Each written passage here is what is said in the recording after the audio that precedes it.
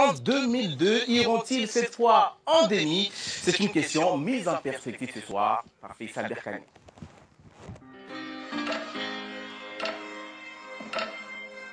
Jusqu'au bout du suspense face à l'Égypte, les Lions de la Teranga ont décroché pour la 3e fois de leur histoire leur ticket pour la Coupe du Monde au Qatar. Fort de son statut de champion d'Afrique en titre, le Sénégal se frottera cet hiver aux meilleures sélections mondiales pour tenter d'écrire l'histoire. Après s'être hissé en quart de finale en 2002, les jeunes générations aujourd'hui en sélection ont grandi dans le souvenir de cette épopée coréenne et japonaise. Portés par de très grandes individualités comme Sadio Mané, Edouard Mendy ou encore Kalidou Koulibaly, qui affrontent chaque saison les meilleurs clubs d'Europe et glane les plus grands trophées, cette équipe paraît armée comme jamais. De plus, l'effectif a connu pour sa quasi-totalité une première expérience en Coupe du Monde en 2018, malgré une élimination sur le fil au premier tour.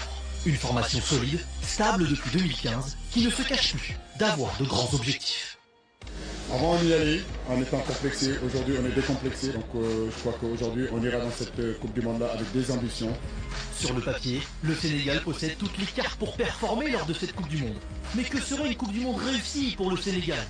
Si la génération El Hadji Diouf Habib Beye s'est arrêtée en quart, celle de 2022 peut-elle vraiment faire mieux? Les Lions ont-ils les épaules suffisamment solides pour atteindre le sommet du football mondial? Le Sénégal peut-il devenir la première nation africaine à se hisser en demi-finale d'une Coupe du Monde?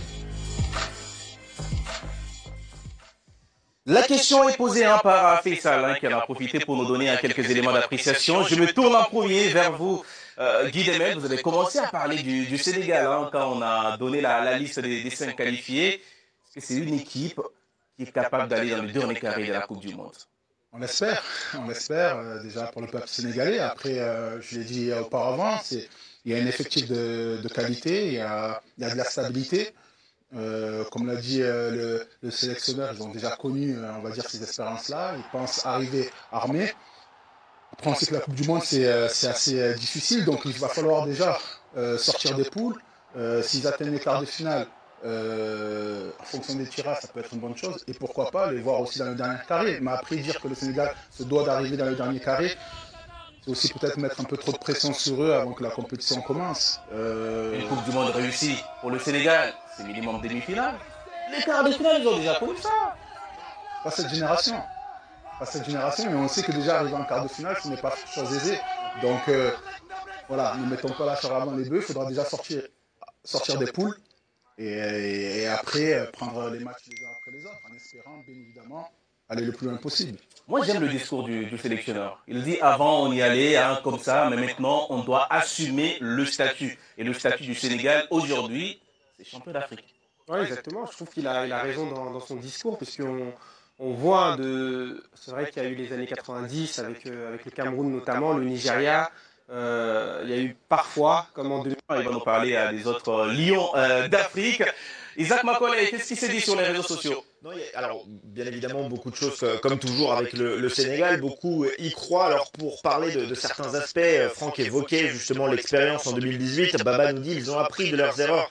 En 2018, on rappelle, ils sont passés à un cheveu de la qualification en huitième de finale, éliminés au fair play, au nombre de cartons pour être précis. Et ils se présentent cette fois meilleurs et avec plus d'expérience. Peut-être que ça peut peser dans la balance. En revanche, plusieurs internautes pointent un manque. D'ailleurs, je peux pourquoi pas relancer Patrick là-dessus, parce que Mohamed nous dit l'attaque pêche encore. Quand je dis l'attaque, c'est l'attaquant de pointe, le numéro 9, qui change régulièrement. On a du mal à trouver un véritable numéro 9. Et en Coupe du Monde, ça peut poser des problèmes lorsque le 9 peine à marquer des buts. Est-ce que justement c'est un axe de progression d'ici la Coupe du Monde, ou une mission pour le Sénégal, Patrick, de trouver le 9 titulaire de cette équipe? Pour être parfait, oui. Pour être une nation parfaite, il faudrait un 9 qui puisse partir avec l'idée de marquer 4-5 buts à la Coupe du Monde. Mais on a vu aussi qu'avec un but au premier tour, on pouvait être champion d'Afrique. Je ne dis pas qu'il va partir à la Coupe du Monde avec peu d'ambition à ce niveau-là, mais si un but vous permet d'avoir 5 points et de passer, c'est une chose. Après, moi je regarde plutôt, et Franck fait bien de le dire, il a parlé du point commun, je ne l'avais même pas vu comme ça, mais c'est vrai qu'Aliou Cissé est quelqu'un qui a une expérience réelle à la tête de cette nation. Ça fait 6 ans, il me semble. Ça fait 7 ans. Il est là depuis 2015. Et c'est très rare. Donc ça, c'est une chose, mais il va partir sans pression. C'est-à-dire qu'il va partir, il a déjà un titre, donc il est tranquillisé. Déjà, il ne se pose pas la question de savoir s'il ira à la Coupe du Monde, parce que s'il avait perdu au pénalty la finale, la question se serait reposée. Et ça, c'est un avantage, selon vous? C'est un avantage parce qu'il va construire avec toute la sérénité du monde jusqu'au mois de novembre. Et puis, ce qu'il va nous faire, c'est qu'il va nous apporter le surplus qu'il doit apporter, à savoir de faire de cette équipe qui a des joueurs exceptionnels donc, à tous les postes, il va en faire une équipe capable d'être exceptionnelle face à n'importe qui. C'est pour ça que je veux croire en ces chances du Sénégal d'aller plus loin qu'aucune nation africaine, y compris, ne l'ait fait. Allez, pour continuer, messieurs, à parler des chances du Sénégal lors de la prochaine Coupe du Monde, je vous propose d'écouter, après donc, la qualification du Sénégal, la star de la génération 2002, El Hadji Diouf, qui veut que les Lions soient conscients de leur capacité à faire un grand mondial. Mais ça prouve que le Sénégal, c'est un pays du football et c'est un grenier de pépites de footballeurs. Et je crois qu'aujourd'hui, le Sénégal est capable même de gagner une Coupe du Monde, mais il faut être conscient. Le Sénégal, il va beaucoup mieux armé que la dernière fois, parce que là, il y a beaucoup plus d'expérience, le groupe a progressé. On va y aller pour représenter le Sénégal, pour représenter l'Afrique et pour, pourquoi pas, être la première équipe africaine qui va se qualifier en finale de la Coupe du Monde. Tu ne seras pas jaloux si c'est le cas. Comment être jaloux de nos petits frères à qui on accompagne? Espérons qu'ils seront meilleurs que nous, qu'ils gagneront comme ça qu'on va gagner la Coupe du Monde tous ensemble. Messieurs, le dernier champion d'Afrique à se présenter en Coupe du Monde la même année, vous connaissez c'est quelle équipe? C'est le Cameroun. C'est le Cameroun en 2002, et au sein des Lions indomptables, il y avait un attaquant du nom de Patrick Mboma qui est avec nous ce soir. Patrick, je dirais qu'il y avait deux bons attaquants. Il y avait deux bons attaquants avec le président de la fédération. J'imagine que vous étiez parti, parce qu'à l'époque, le Cameroun était clairement la meilleure équipe d'Afrique. Vous étiez parti avec beaucoup d'ambition. Est-ce que le statut de champion continental est lourd à porter ou à assumer quand on se retrouve en Coupe du Monde? Pas du tout. Pas du tout. On est parti en Coupe du Monde avec une sérénité telle. Ça faisait à peu près 2 ans qu'on marchait à peu près sur tout le monde et à l'échelle, je dirais même mondiale. On a joué les Anglais, les Argentins, les Français, personne ne nous a battus. Allez messieurs, rapidement, on va terminer sur ce thème.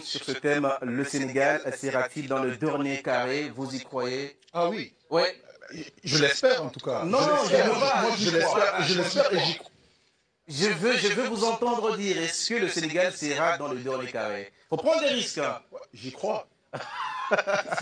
Allez, Serge. Non, j'y crois aussi. S'il joue sans pression, faut pas y aller avec une pression justement de vouloir absolument faire quelque chose. Faut y aller libéré, jouer totalement libéré. Exactement. Et moi, j'y crois parce qu'ils ont un effectif qui est capable de le faire. Encore. Allez. J'accompagne cet élan Et pourtant, collectif. t'as pas de boule. Hein. Non, mais non, il n'en a toujours pas offert. Les oursins, je sais pas. Ma boule de cristal, elle est où? Non mais... Bon, peu importe. Allez, on y croit.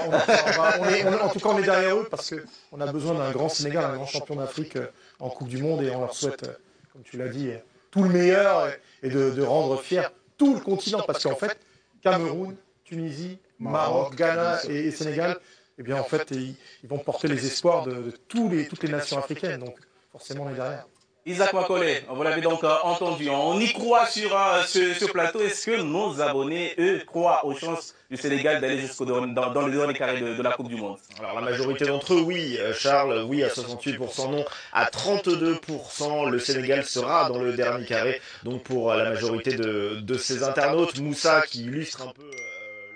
le sentiment général nous dit que maintenant avec les joueurs, l'effectif, les clubs où jouent la majorité des joueurs, ils peuvent regarder dans les yeux les autres nations et donc doivent être ambitieux dans cette prochaine Coupe du Monde qui nous attend au Qatar. La balle est maintenant dans les camps des Lions du Sénégal.